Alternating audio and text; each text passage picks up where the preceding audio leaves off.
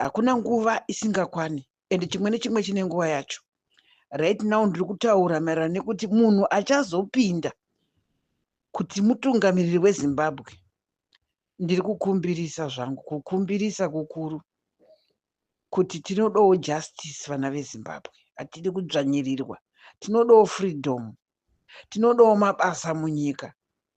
Tinodawo president ivavo vachiendawo kona dzenyika vachimbonoshanyawo, vachiona zviri kudyiwa, vachiona minda kuti yakamira sei nguva dzekukohwa dziya, vachigutsikana kuti kona tikona. Zimbabwe inyika diki chaizvo, inyika diki diki yekuti munhu anenge achilidha akaenda kona tikona achiona kuti muri kudyiwawo zvakaita sei, mabasa, mune marovha mangani anoda mabasa, mune zvikoro zvakanakawo here,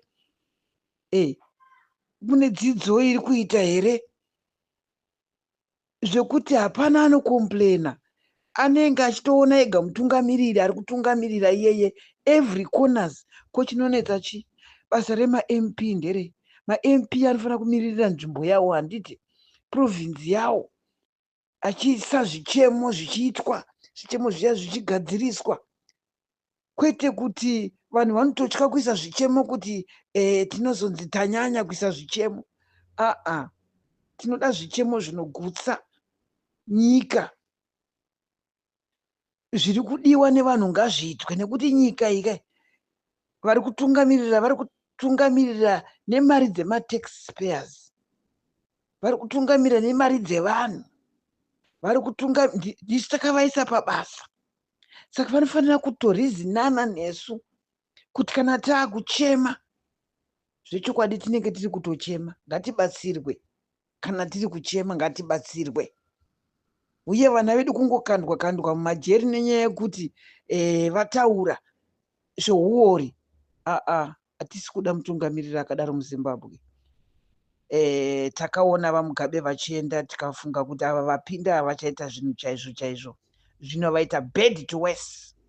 These men have made this country to bad, to worse, have worsened things. Hakuna chati kuyemura kana one. Chati kuyemura hapana. Tikada kutarisa, tiri kutarisa ndiwo vari kudya vachiguta neshamwari dzavo vekumasvingo ikokoko, ndo vazara. Imi we, ndokutonga kwacho here kuti unotora hama dzako uchiisa mumabasa, unotora vana vako uchiisa mabasa, unotora unoita businessman everything, nekuti uri mutungamiri, uri mutongi. Hazvinzarwo. Isai mabasa kuvanhu.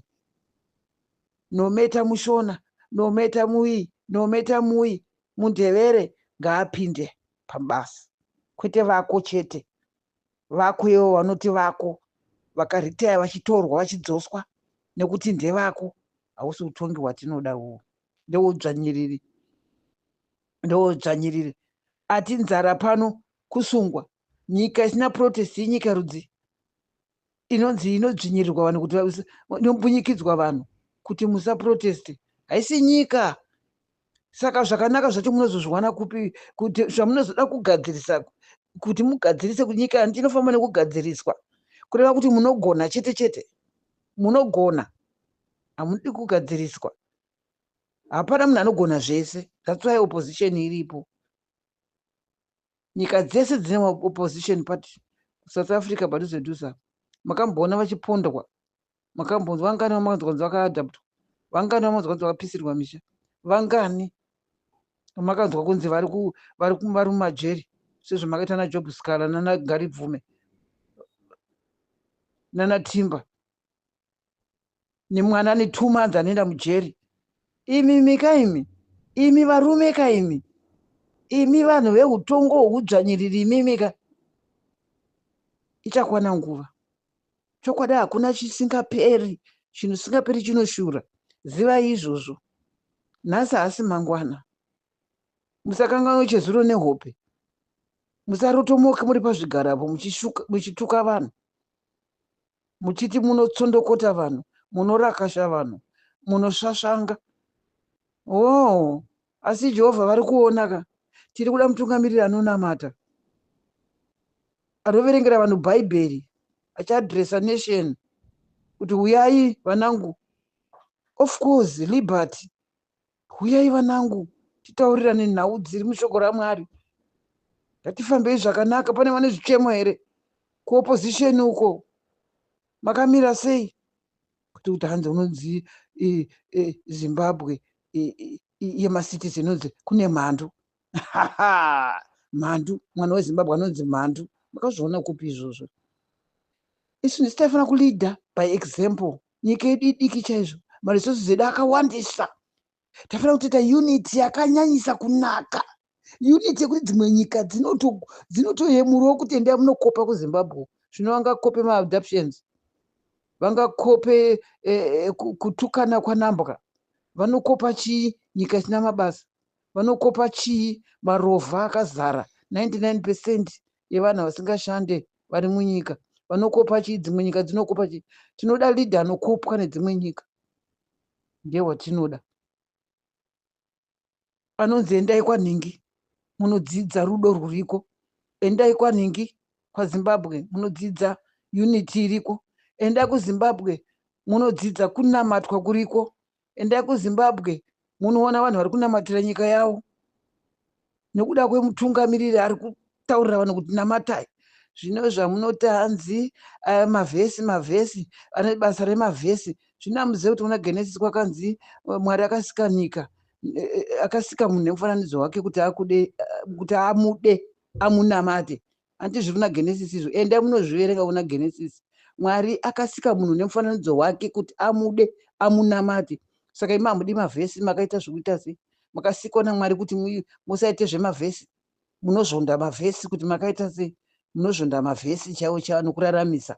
Usina Mwari uri mvemve, usina mweya mutsvene waMwari hauna chaunogona kulidha. Usina mweya mutsvene waMwari unouraya nyika, unoita utsinye, unoita mbavha, unoita corrupt. Usina mweya mutsvene unokudzidzisa, unokutungamirira, mweya mutsvene unokurayirira. Ndo paunoona vanhu vachizokudya shure yese uchifamba, because you don't have the Holy Spirit which leads you.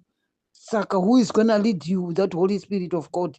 Mwanakomana ake akauya panyika panapa kuti afire iwewe kuti ururame unake, but you continue killing people. What is that?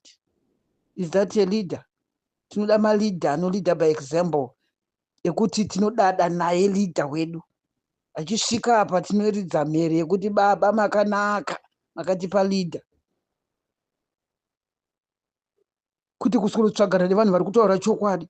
Nyoka namabhunu nageza vamuri kutsvagana navava, vanhu vari kuda kutoumba nyika kuti vazukuru vedu nevana vevana vedu vese vave neupenyu hwakanaka. Zvino muri kuvavenga, muri kuvavengere chii? Muri kuvazvonda nekuti vataura chokwadi. Muda kuramba muchiba chete, muda kuramba muchiluta chete, muda kuramba muzadza homwe dzenyu chete. Ezvino mazadza dzimba kwese uko out of the country, munonorapwa kunze ikoko. Manota kare kachibvaika nepeacefully, kakataura geza get away peacefully, hamusi kuda. Saka muri kuda chimuda honde. Saka muda honde kuda kuti vana muparadze vana veZimbabwe, nyika iri ropa yekuti mega moita hondo. Ndo zvinoita mutungamiriri izvozvo. Kana social media yese yazara kuti hatimude, ibvai kana marambwa mani. Muda kumanikidzira chiko. Newo matumba munoswera kuti achitikweya mumashure menyu. Chiko mukabineti menyu wezidumbu uyu? Chii uyu munhu uyu?